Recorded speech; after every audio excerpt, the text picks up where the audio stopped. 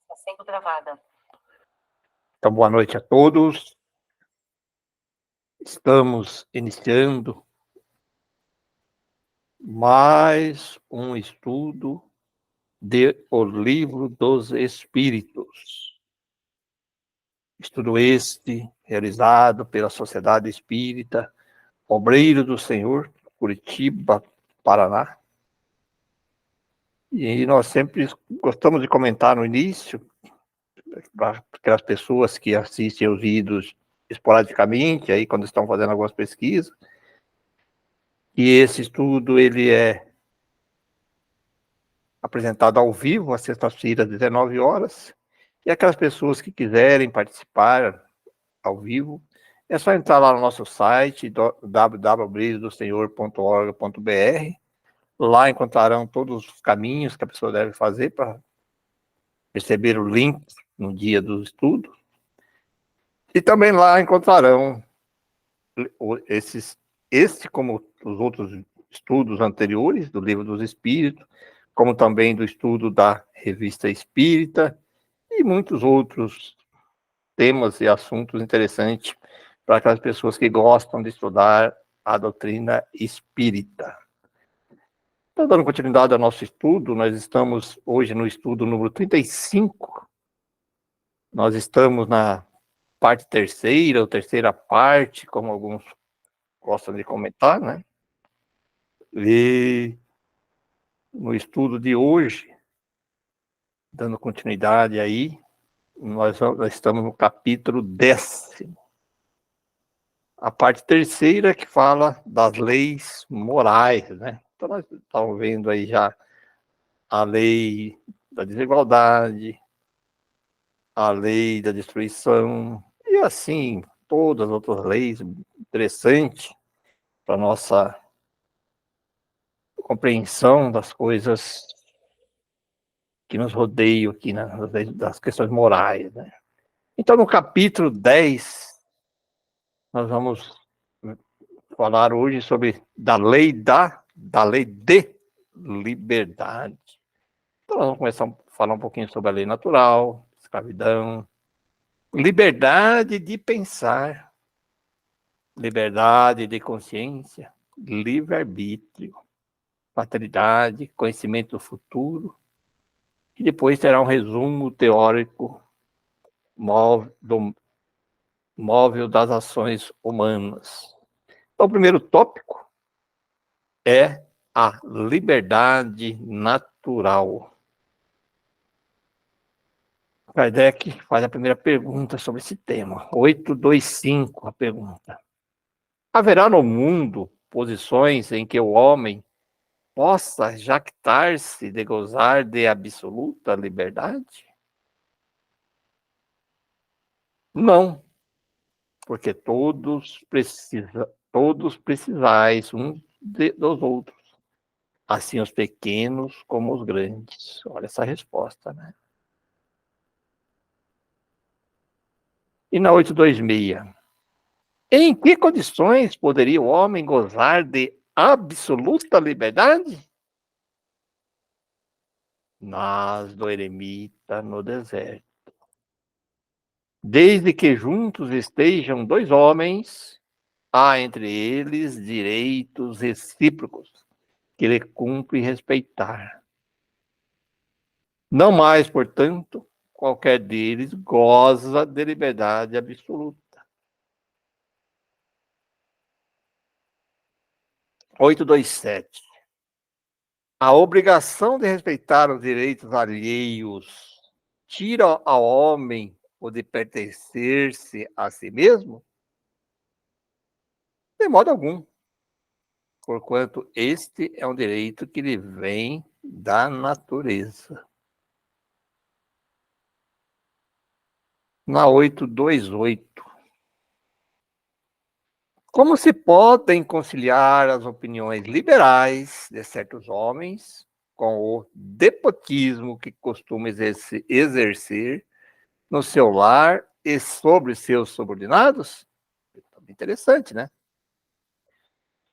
Eles têm a compreensão da lei natural mas contrabalançada pelo orgulho e pelo egoísmo. Quando não representam calculadamente uma comédia, sustentam princípios liberais, compreendem como as coisas devem ser, mas não as fazem. E aí o Kardec faz uma pergunta A sobre essa questão. Ser-lhes-ão, na outra vida, levados em conta os princípios que professaram neste mundo? Quanto mais inteligência tem o homem para compreender um princípio, tanto menos excusável é de não aplicar a si mesmo. Em verdade vos digo que o homem simples, porém sincero, está mais adiantado no caminho de Deus do que um que pretende parecer o que não é.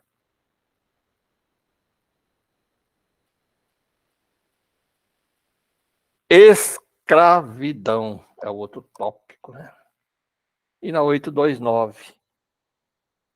Haverá homens que estejam, por natureza, destinados a ser propriedades de outros homens? É contrário à lei de Deus. Toda sujeição absoluta de um homem a outro homem. A escravidão é um abuso da força. Desaparece com o progresso, como gradativamente desaparecerão todos os abusos. Aí o Kardec faz um comentário sobre esse tema. É contrário à natureza, à lei humana que consagra a escravidão, pois que assemelha o homem ao racional e o degrada física e moralmente. Olha o outro ponto aí, né? Não é só física, né? Moralmente também, que é uma das escravidão, na minha opinião, piores que existe, né? 830.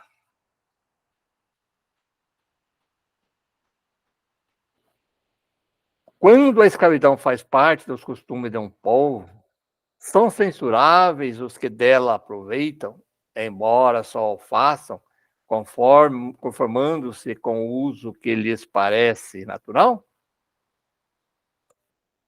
Lembrando, né, porque esse aqui foi de 1857, então a escravidão estava recente, acho que alguns países naquela época ainda tinha ainda escravidão, né? E o Kardec responde, o Espírito responde, o mal é sempre o mal, e não há sofisma que faça se torne uma ação má. A responsabilidade, porém, do mal é relativa aos meios de que o homem disponha para compreendê-lo.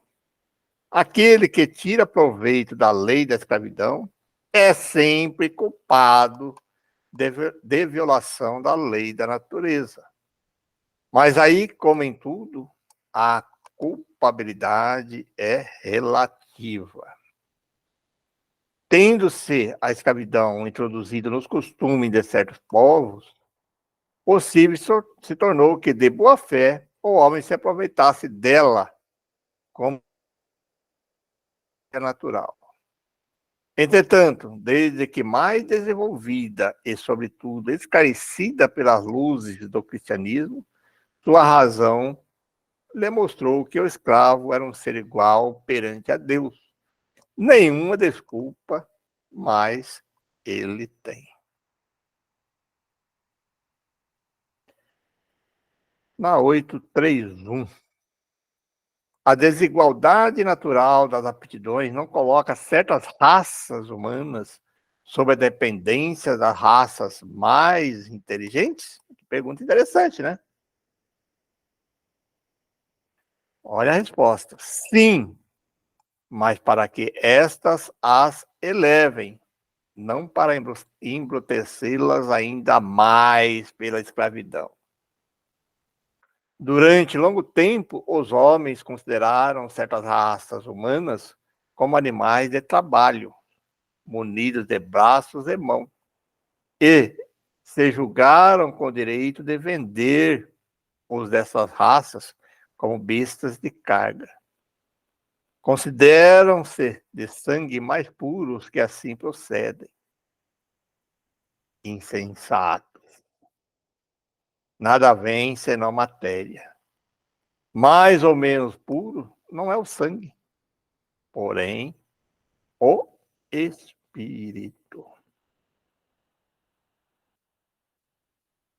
Na 832. Há, no entanto, homens que tratam seus escravos com humanidade, que não deixam lhes falte nada, e acreditam que a liberdade os exporia a maiores privações. Que dizem disso? Olha que pergunta, né? E nós já vimos muito isso, né? Dizendo assim, não, eu faço isso porque se eu deixar ele livre, vai acontecer isso, isso. Olha a resposta. Digo que esses compreendem melhor os seus interesses. Igual cuidado dispensa aos seus bois e cavalos, para que obtenham bom preço no mercado. Não são tão culpados como os que maltratam os escravos, mas nem por isso deixam de dispor deles como de uma mercadoria, privando-os do direito de se pertencerem a si mesmos.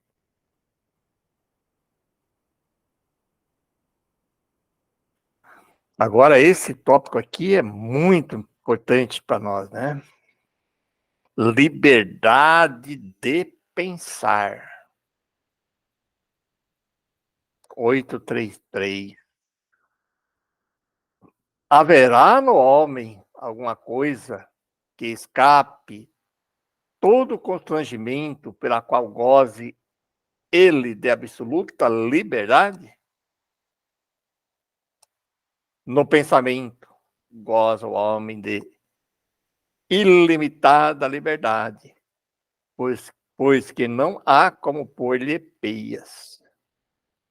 Podes-lhe deter o voo, não aniquilá-lo. E é verdade, né, gente? No 834. É responsável o homem pelo seu pensamento? Perante Deus, é. Resposta. Perante Deus, é. Somente a Deus, sendo possível conhecê-lo, ele condena ou absolve segundo a sua justiça. Temos que tomar cuidado até que nós pensamos, né, gente? Liberdade de consciência. Será a liberdade de consciência uma consequência da de pensar? A consciência é um pensamento íntimo que pertence ao homem, como todos os outros pensamentos.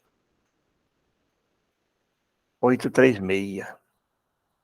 Tem o homem direito de pôr embaraços à liberdade de consciência? Falasse-lhe tanto esse direito quanto com referência à liberdade de pensar. Por isso que só a Deus cabe o de julgar a consciência.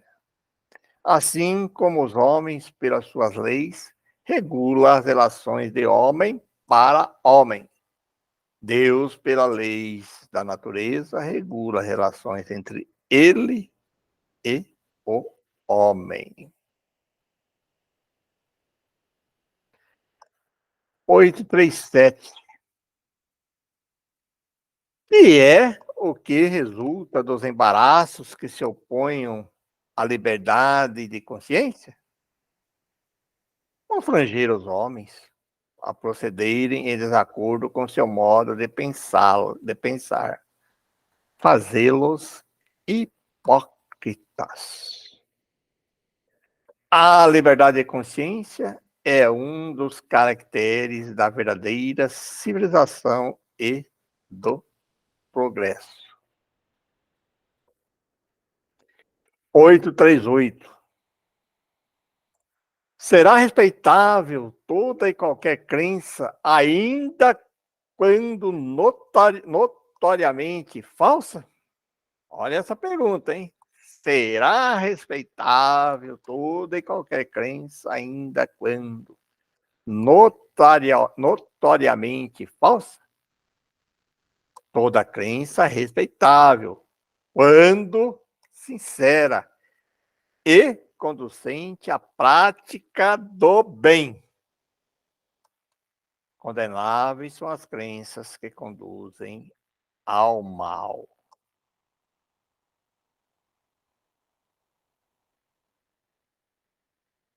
Na 839. Será repreensível aquele que escandalize com sua crença um outro que não pensa como ele? Isso é faltar com a caridade e atentar contra a liberdade do pensamento, né? Mas aí, olha como Kardec, as questões aí, na 840. Será atentar contra a liberdade de consciência por óbices a crenças capazes de causar perturbações à sociedade? Perturbações à sociedade, né? Podem reprimir seus atos, mas a crença íntima é inacessível. Aí o Kardec faz o comentário. Reprimir os atos exteriores de uma crença quando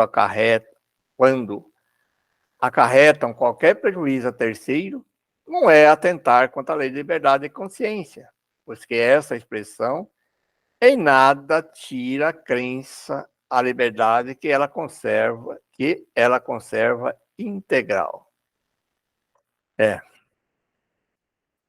Mas aí vem assim o desenvolvimento em outras perguntas, né? Olha aqui.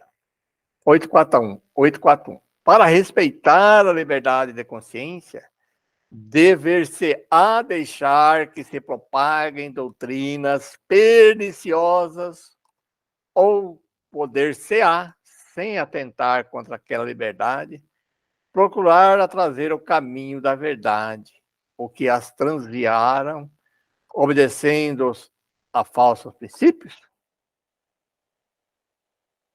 Olha a resposta.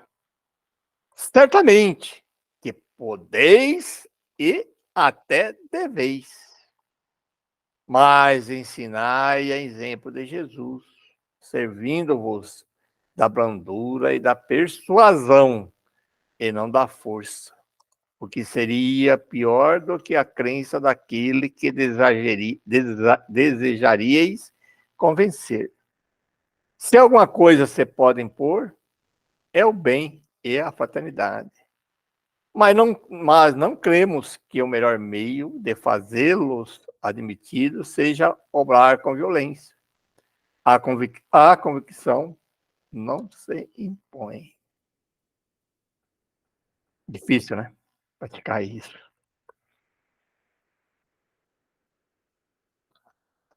Na 842.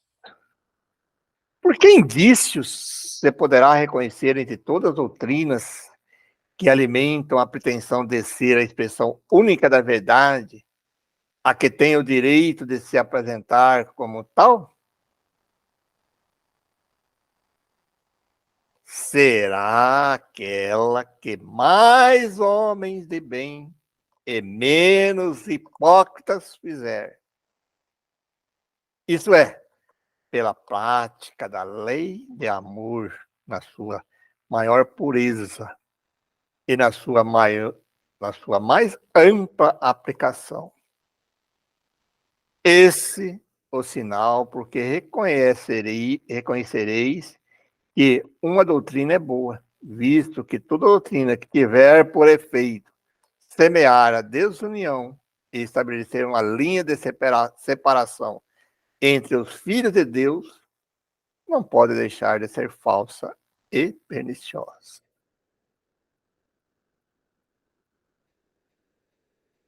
Livre-arbítrio. Nós estamos falando sobre a lei da liberdade, né? Na 843.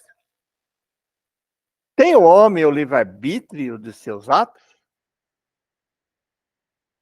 Pois que tem a liberdade de pensar, tem igualmente a de obrar. Se o livre-arbítrio, ou sem o livre-arbítrio, o homem seria máquina.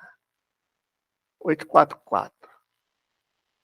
Do livre-arbítrio goza o homem desde seu nascimento? Na liberdade de agir, desde que haja vontade de fazê-lo. Vou repetir, desculpa. Há liberdade de agir, desde que haja vontade de fazê-lo. Nas primeiras fases da vida, quase nula é a liberdade que se desenvolve e muda de objeto com o desenvolvimento das faculdades. Estando seus pensamentos em concordância com o que a sua idade reclama, a criança aplica o seu livre-arbítrio àquilo que lhe é necessário.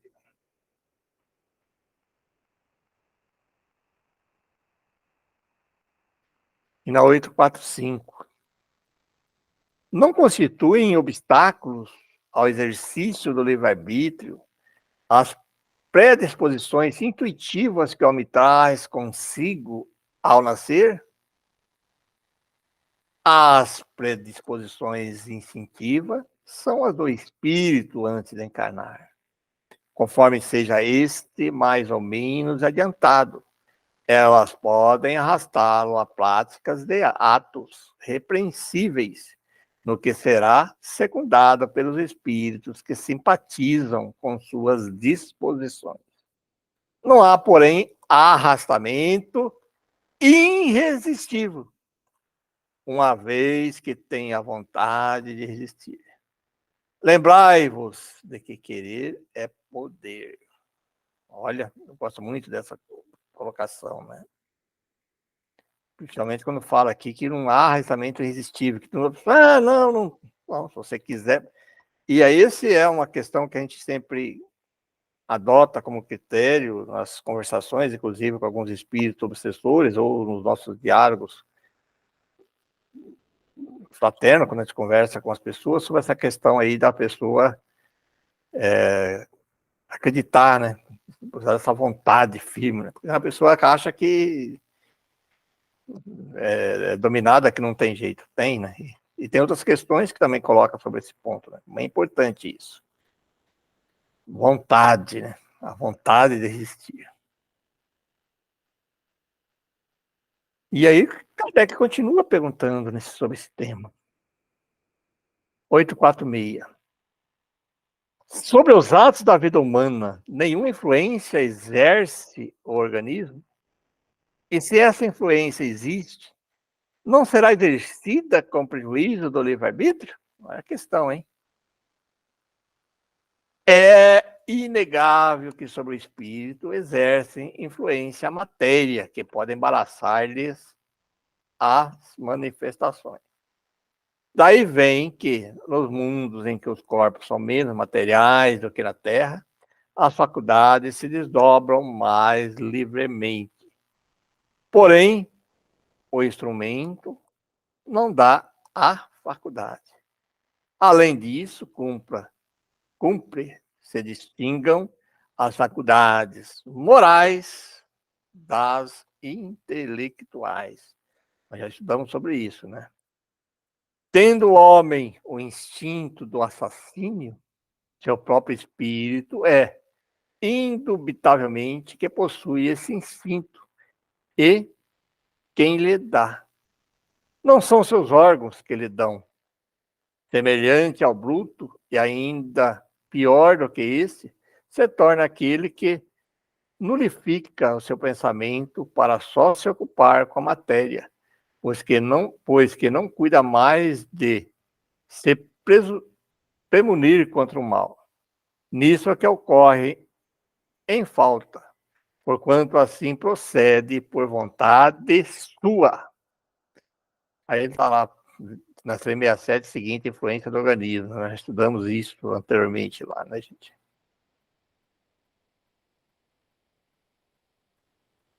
E continua. Na 847. A aberração das faculdades tira ao homem o livre-arbítrio? Já não é senhor do seu pensamento, aquele cuja inteligência se ache turbada por uma causa qualquer, e, desde então, já não tem liberdade. Essa aberração constitui muitas vezes uma punição para o espírito, que porventura tenha sido, noutra existência, fútil, orgulhoso, ou tenha feito mau uso de suas faculdades. Pode esse espírito, em tal caso, renascer no corpo de um idiota, como o déspota no de um escravo, e o mal rico no de um mendigo. O espírito, porém, sofre por efeito deste constrangimento, de que tem perfeita consciência. Está aí a ação da matéria, 371 e seguinte. Né?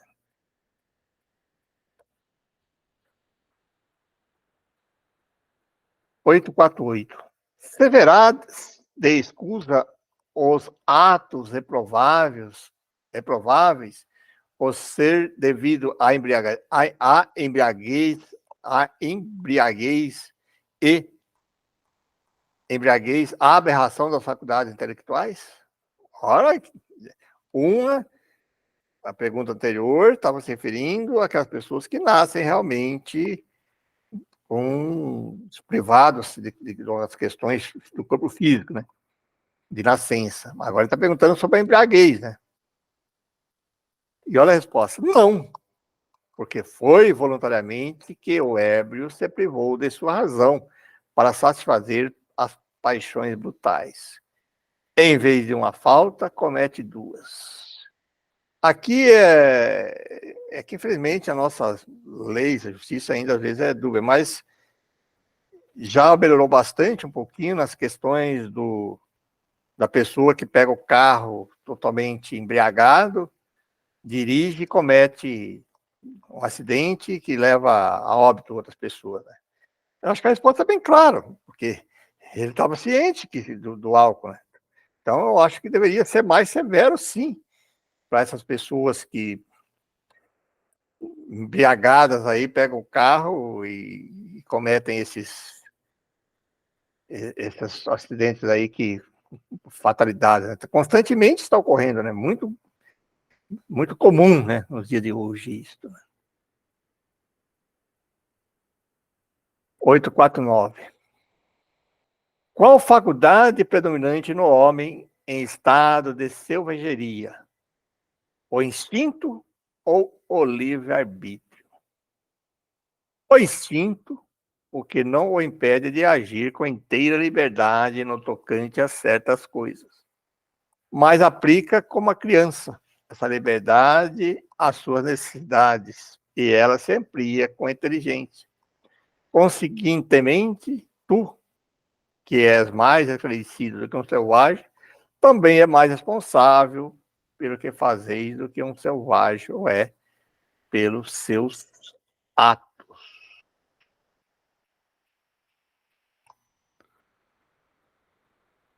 Essa é outra pergunta assim que é bem interessante, né? A 850, ó. A posição social não constitui às vezes para o homem obstáculo à inteira liberdade de seus atos? É fora de dúvida que o mundo tem suas exigências. Deus é justo e tudo leva em conta. Deixa-vos,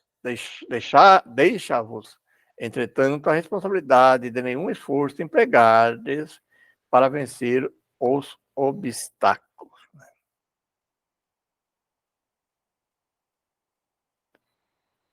Fatalidade.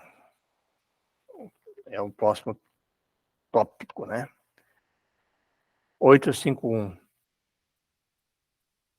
Haverá fatalidade nos acontecimentos da vida, conforme o sentido que se dá a este vocábulo? Quer dizer, todos os acontecimentos são pré-determinados? E nesse caso, que vem ser do livre-arbítrio? Olha, a resposta é bem esclarecedora sobre isso. A fatalidade existe unicamente pela escolha que o espírito fez ao encarnar, desta ou daquela prova para sofrer. Quer dizer que estava usando o livre-arbítrio, né? Se ele fez a escolha, né? Escolhendo-a, institui para si uma espécie de destino, que é consequência mesmo da posição em que vem achar-se colocado. Falo das provas físicas, pois pelo que toca às provas morais e as tentações, o espírito conservando o livre-arbítrio quanto ao bem ou mal, é sempre senhor de ceder ou de resistir. Eu acho interessante isso, né? Ao vê-lo fraquear, um bom espírito pode vir-lhe em auxílio, mas não pode influir sobre ele de maneira a dominar-lhe a vontade. Um espírito mau, isto é, inferior, mostrando-lhe, exagerando aos seus olhos um perigo físico, ou poderá abalar e amedrontar. Nem por isso, entretanto, a vontade do espírito encarnado deixa de se conservar, livre de quaisquer peias.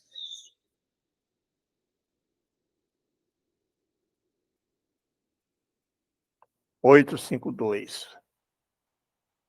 Há pessoas que parecem perseguidas por uma fatalidade, independente da maneira por que procedem.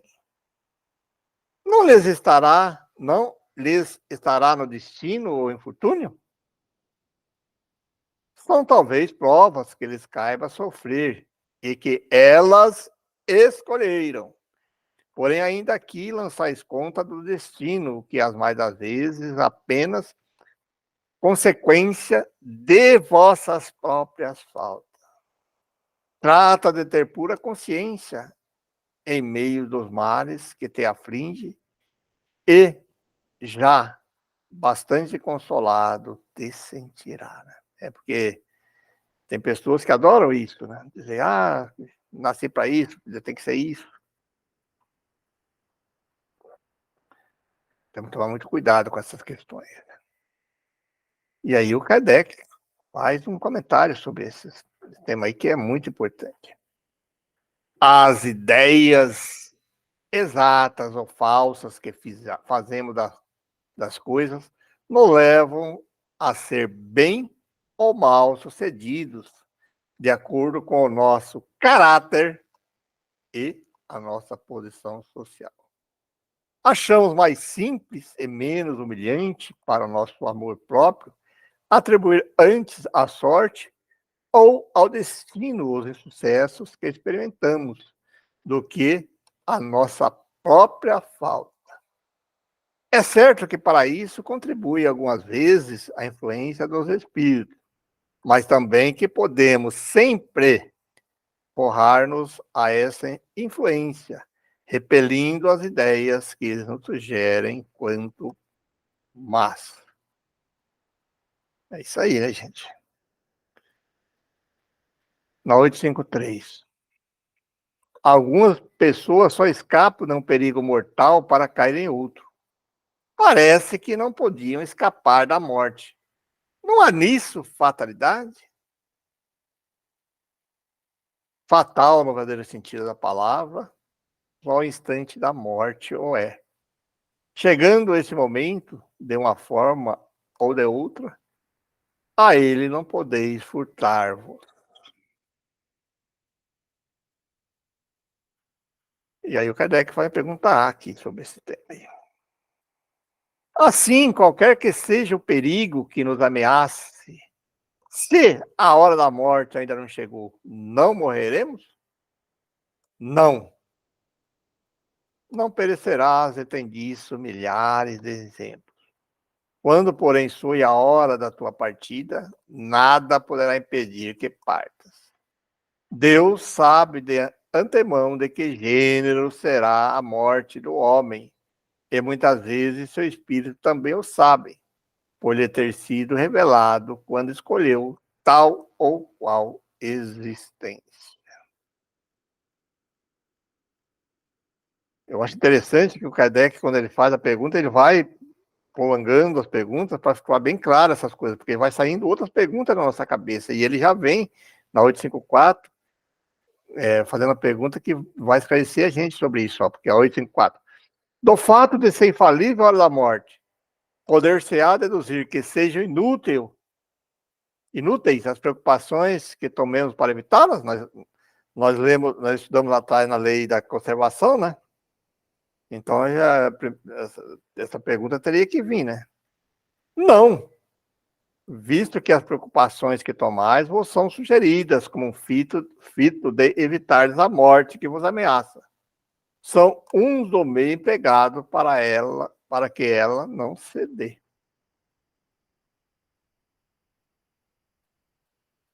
855.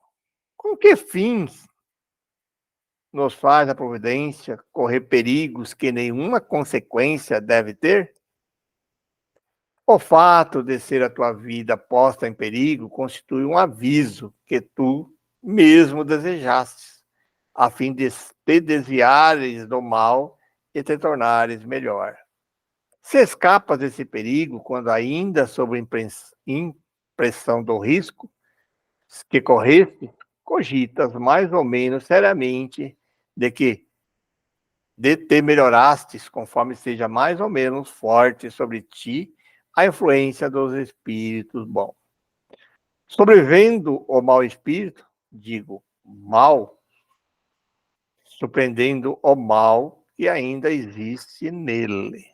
Entretanto, entras a pensar que, do mesmo modo, escaparás de outros perigos e deixa de novo tuas paixões se desencadeiem, né? Deixa se desencadeia. Por meio dos perigos que correis, Deus vos lembra a vossa fraqueza e fragilidade de vossa existência. Se examinardes a causa e a natureza do perigo, verificaríeis que quase sempre suas consequências teria sido a punição de uma falta cometida ou da negligência no cumprimento de um dever. Deus, por essa forma, exorta o espírito a cair em si e a se emendar.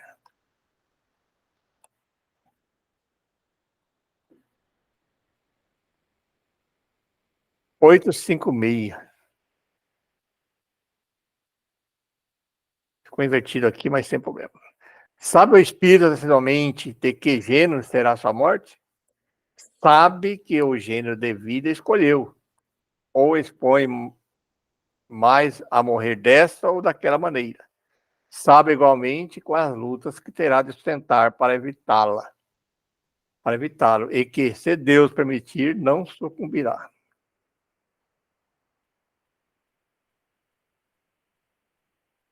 857.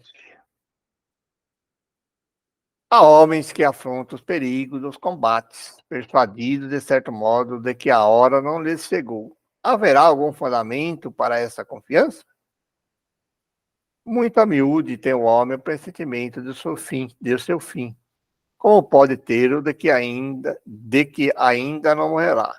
Esse pressentimento lhe vem dos espíritos, seus protetores, que assim advertem para que esteja pronto a partir ou lhe fortalece a coragem nos momentos em que mais dela necessita. Pode vir também da intuição que tem da existência que escolheu ou da missão que aceitou e que sabe ter que cumprir. Por que razão os que a 858? Por que razão os que pressentem a morte a temem geralmente menos do que os outros? Quem teme a morte é o homem, não o espírito. Aquele que pressente mesmo, pensa mais como espírito que como homem. Compreende ser ela a sua libertação e espera.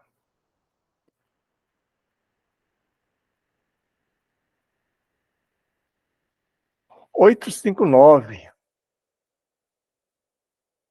Com todos os acidentes que nos sobrevêm no curso da vida, se dá o mesmo que com a morte que não pode ser evitada quando tem de ocorrer? São de ordinário coisas muito significantes, de sorte que vos podemos prevenir deles e fazer que os evitei algumas vezes, dirigindo o vosso pensamento, pois nos desagradam os sofrimentos materiais. Isso, porém, nenhuma importância tem na vida que escolheste. A fatalidade verdadeira só existe quanto ao momento em que deveis aparecer e desaparecer deste mundo.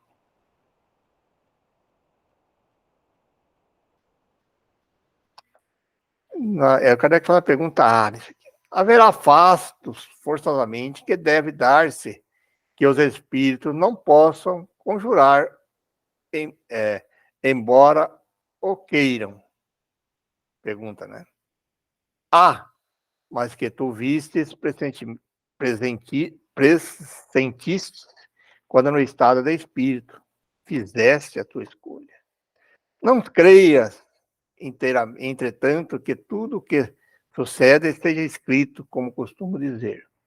Um acontecimento qualquer pode ser consequência de um ato que praticastes por tua livre vontade, de tal sorte que, se não houvesse praticado o acontecimento, não teria dado. Imagina que queimos o dedo. Isso nada mais é senão o resultado de uma imprudência e efeito da matéria. Só as grandes dores, os fatos importantes e capazes de influir no moral, Deus os prevê, porque são úteis à sua depuração e tua instrução. Isso é importante também, né? Porque a gente acha que tudo é fatalidade, tudo é escrito, né? 860. Pode o homem, pela sua vontade e por seus atos, fazer que se não deem acontecimentos que deveriam verificar-se reciprocamente? Pode-o.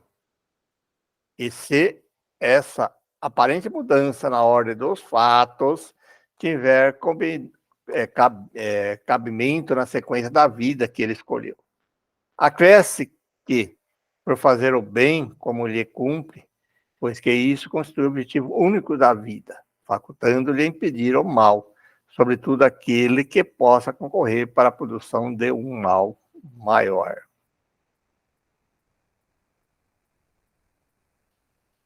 861. Ao escolher sua existência, o espírito daquele que comete um assassínio saberia que viria a ser assassino? Pergunta interessante, né? Não. Escolhendo uma vida de luta, sabe que terá ensejo de matar um de seus semelhantes, mas não sabe se o fará, visto que o crime precisará quase sempre de sua parte a deliberação de praticá-lo. Ora, aquele que delibera sobre uma coisa é sempre livre de fazê-la ou não. Se soubesse previamente que, como homem, teria que cometer um crime, o espírito estaria a isso predestinado. Ficai, porém, sabendo que ninguém há predestinado ao crime, e que todo crime, como qualquer outro ato, resulta sempre da vontade e do livre-arbítrio, né?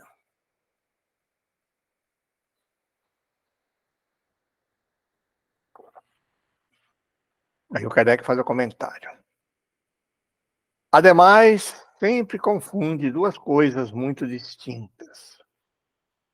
os sucessos materiais da vida e os da vida moral. A fatalidade que algumas vezes há só existe com relação àqueles sucessos materiais cuja causa reside fora de vós e que independe da vossa vontade.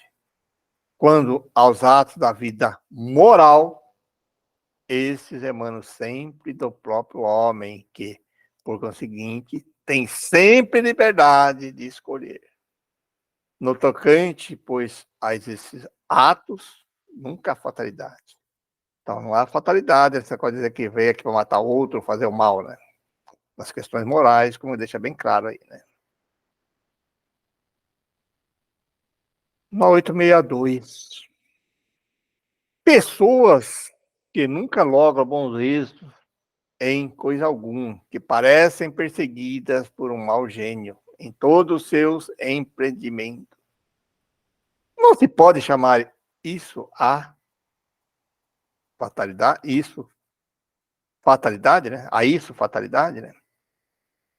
Será uma fatalidade se quiser dar esse nome, mas que decorre do gênero da desistência escolhida.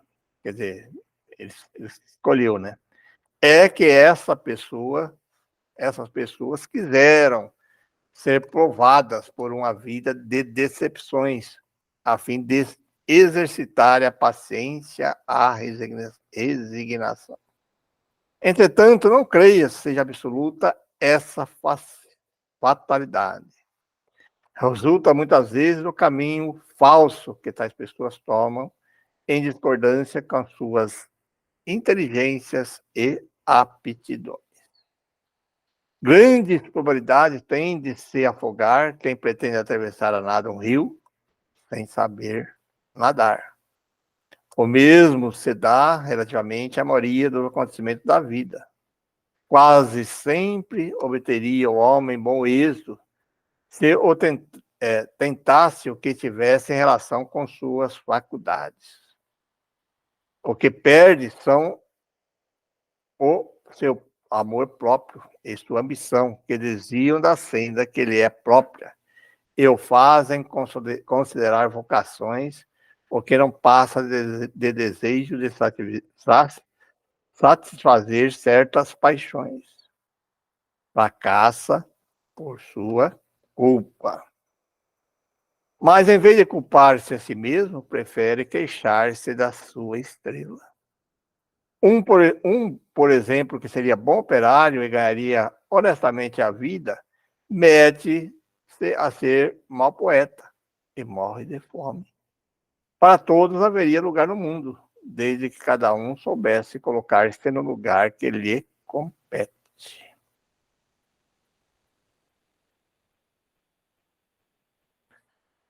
863. Os costumes sociais não obrigam muitas vezes o homem a enveredar-se por um caminho de preferência a outro, e não se acha ele submetido à direção da opinião geral quando a escolha de suas ocupações? O que se chama respeito humano não constitui o óbice ao exercício do livre-arbítrio? São os homens e não Deus que fazem os costumes sociais. Se eles a este submetem, é porque lhes convém. Tal submissão, portanto, representa um ato de livre-arbítrio, pois que, se quisesse, poderiam libertar-se de semelhante julgo. Por que então se queixam?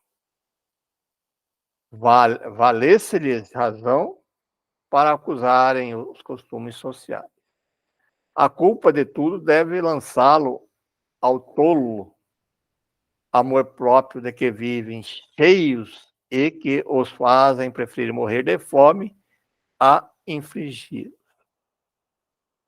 Ninguém leva em conta esse sacrifício feito à opinião pública, ao passo que Deus levará em conta o sacrifício que fizerem de suas vaidades. Não quer dizer isso que o homem deve afrontar sem necessidade aquela opinião, como fazem alguns, quem há mais dignidade do que verdadeira filosofia. Tanto desatino há em procurar alguém, ser apontado a dedo ou considerado animal curioso quando o acerto em descer voluntariamente, sem murmurar, desde que não possa manter-se no alto da escala.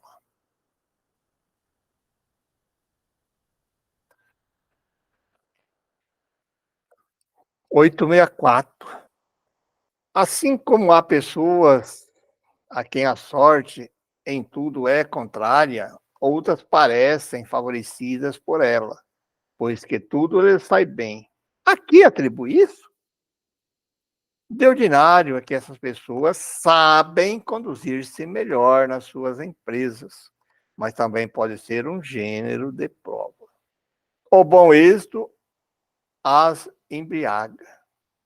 Fiam-se no seu destino e muitas vezes pagam mais tarde esse bom êxito, mediante reveses cruéis, que a prudência as teria feito evitar. Como se explica que a boa sorte favoreça algumas pessoas em circunstâncias com as quais nada tem que ver a vontade nem a inteligência? No jogo, por exemplo, alguns espíritos são escolhidos previamente certas espécies de prazer. A fortuna que lhes o favorece é uma tentação. Aquele, como homem, ganha, perde como espírito. É uma prova para o seu orgulho e para a sua cupidez. Então, a fatalidade que parece presidir aos destinos materiais de nossas vidas também é resultante do nosso livre-arbítrio? Tu mesmo escolheste a tua prova. Quanto mais rude ela for e melhor suportares, tanto mais te elevarás. Os que passam a vida na abundância, a vida na abundância e na aventura humana são os espíritos pusilânimes, que permanecem estacionários. Assim, o número dos desafortunados é muito superior ao dos felizes desse mundo. Atento que os espíritos, na sua maioria, procuram as provas que lhes sejam mais proveitosas. Eles veem perfeitamente bem a fatalidade de vossas grandezas e gozos. Acresce que mais ditosa existência é sempre agitada, sempre perturbada, quanto mais não seja pela ausência da dor. 867. De onde vem a expressão nascer sobre uma boa estrela? Antiga superstição que prendia as estrelas o destino dos homens. Alegoria que algumas pessoas fazem a tolice de tomar ao pé da letra. Bom, gente, era isso que nós tínhamos preparado para hoje, foi um pouquinho longo. No próximo capítulo, nós vamos falar um pouquinho mais sobre o conhecimento do futuro, que é sobre esse tópico, que é um tópico bem longo, né? Aí nós vamos falar um pouquinho sobre esses temas.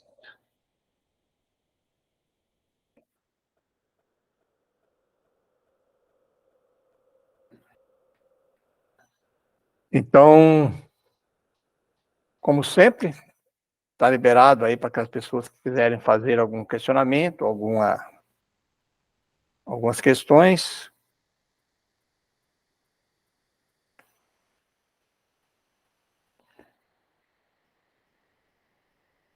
Pode falar, Ilane. Pera, eu queria na verdade, eu queria uma melhor explicação da questão 852, das provas difíceis. Pelo que eu entendi ali, seriam quando as pessoas se acham que elas são vítimas de todas as circunstâncias ruins da vida, não encontram trabalho, não consigo melhor minha profissão, não consigo fazer o meu sonho, seria sempre se vitimizando? Então, 852 diz assim: as pessoas que parecem perseguidas por uma fatalidade, independente da matéria por que procedam, não estará o destino do infortúnio? Ele está perguntando isso, né? E a resposta, são talvez provas que ele caiba sofrer, que elas escolheram. Porém, daqui lançais a conta o destino de que, as mais das vezes, é apenas consequência das vossas próprias faltas. Trata de ter pura consciência em meio aos males que te aflige, e já bastante consolado te sentirá. Então, ele está dizendo aí bem nesse sentido mesmo, que muitas vezes a gente quer cobrar sempre tudo isso, né? Quer usar dizendo que isso aí já veio já no futuro, mas ele está falando que muitas vezes são próprias escolhas. E se a pessoa, no caso, não tiver a consciência da sua escolha, né? No caso, assim, não é difícil agradecer alguma coisa assim de ruim, né, que as pessoas acham, mas estou falando assim, se a pessoa não tiver uma consciência, tal, uma fé, ela acaba sempre se vitimizando, né, se achando que é vítima de todas as circunstâncias ruins da vida, né? Essa é uma questão bem importante mesmo, porque é muito comum isso, né? É muito comum, Muito comum, a gente, as verdade. pessoas chegam para nós, então eu sempre coloco assim, que às vezes nós temos que agradecer nas nossas orações, até pelas coisas difíceis que nos acontecem. E nós temos que compreender que essas coisas difíceis, se Deus é soberano de justo e bom, essas coisas que estão acontecendo, esses infortúnios, seja ele de doenças ou financeiro, ou algumas questões de relacionamentos, então, ali eu acho assim, puxa vida, aí é que nós temos que refletir o que eu tenho que aprender daquilo, né? O que eu preciso compreender, né? O agradecimento, puxa, tem uma oportunidade que Deus não castiga provavelmente dito, aquele castigo daquele, assim, ó, você vai ser castigado, que nem um pai faz com o filho. Não. O castigo está de você ser privado, ou você passar por aquilo, mas ele sempre tem um motivo, quando ele fala ali, educativo. É fazer que a pessoa desperte, né? Pô, que ele passe pelas provas e fique o aprendizado, né? Exato. É porque, se isso está acontecendo, puxa vida, se isso passou por mim, Deus não é justo. Então, se está passando por mim, próximo de mim, o que eu tenho que entender de tudo isso? O que eu tenho que aprender disso aí? O que eu tenho que aprender é para poder alcançar a evolução. Para você melhorar, né? Exatamente. Aí, se você lamentar e dizer, puxa vida, eu sou azarado, tudo acontece comigo. Aí, por isso que ele fala muito, a fatalidade ali, né, foi muito longo, foi bastante longo. Isso, eu perguntei por isso, eu falei, será que eu entendi correto? Porque eu coloquei assim, no meu resumo, provas difíceis, será que seriam as pessoas que se acham vítimas de tudo, né, de qualquer infortúnio da vida? Então, mas muitas vezes ele escolheu, né, ou sua necessidade de passar. Nós não lembramos, né, graças a Deus.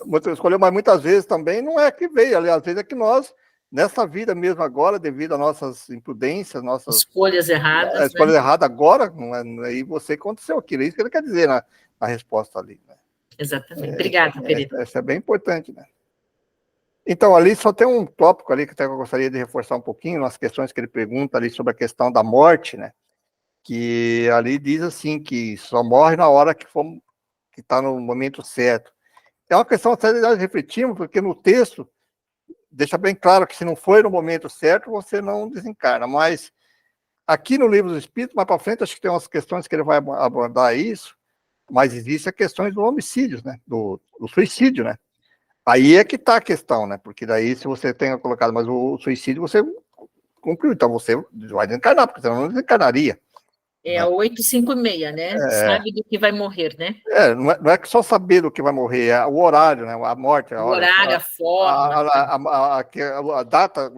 Então, quando a gente estuda no Livro dos Espíritos, eles abrangem bastante esse tema, tem alguns agora, não lembro agora as questões ali, e aí a gente vai começar a compreender que daí quando a gente vai começar a questão do ligado aos suicídios, que no suicídio não é só aquele que você vai lá e tira a sua vida, ele pode ser o suicídio involuntário, se a pessoa, por exemplo, que ele estava falando ali agora, de pratica algum esporte, sem motivo nenhum, que está arriscando a vida, e ele sucumbe, aquilo é considerado um suicídio, o suicídio não estava provisto naquilo lá, ele utilizou o livre-arbítrio dele, a vontade dele e tirou, então não é bem assim, porque senão vai acontecer assim, eu vou pegar um carro aqui, vou sair acelerando, sair correndo, vou andar embriagado, colocando.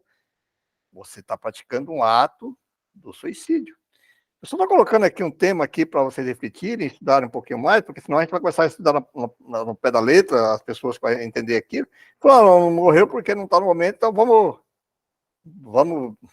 beber propagandar e vai sair aí, vai fazer com as pessoas pensam assim, né? Seria o caso do filme Nosso Lar, André Luiz, que ele é um suicida involuntário, né? Exatamente, ali ele comenta sobre isso também, né? Isso. Só que no livro do Espírito, aqui, nessa questão aqui, ele não entra, não aborda isso, ele diz isso aí, mas levando dentro das considerações normais.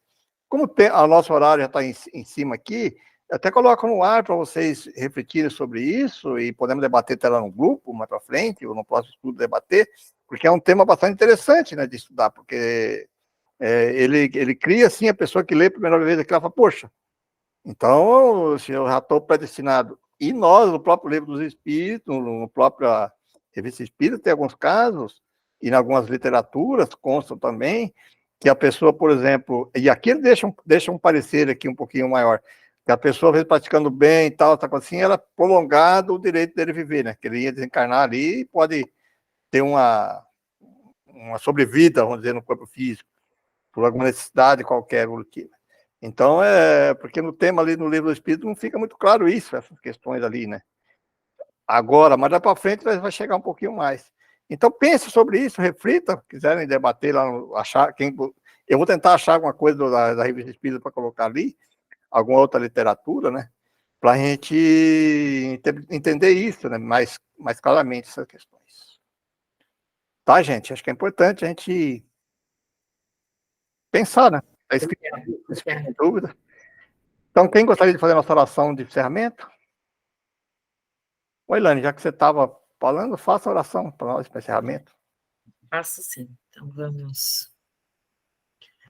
vamos elevar os nossos pensamentos à espiritualidade maior, agradecer o nosso aprendizado e que possamos, Senhor, ter uma excelente noite, que possamos, em desdobramento, receber o auxílio necessário para cada um de nós, dos nossos mentores, dos nossos guias espirituais, para que possamos os nossos pensamentos ficar positivos e agradecidos por todas as oportunidades que surgem em nossa vida. Senhor, nos abençoe e nos proteja. Que assim seja. Boa noite. Obrigada.